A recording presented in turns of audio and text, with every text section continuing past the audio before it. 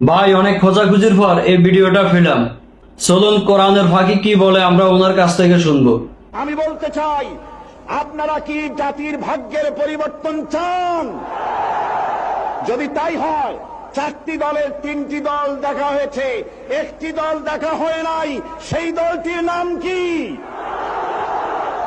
এবারের এই মহান সুযোগে সেই জামাত ইসলামীকে এই সংসদের ভেতরে কথা বলার সুযোগ করে দিতে হবে।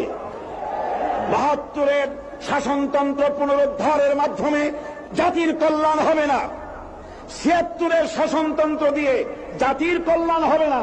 জাতির কল্যাণ হতে পারে, ভাগ্যের উন্নয়ন হতে পারে আল কোরআনের সংবিধান। কেবলমাত্র কোরআন, শুধুমাত্র কোরআন, একমাত্র আল্লাহর আইন, সব লোকের শাসন ছাড়া জাতির কল্যাণ হতে পারে না।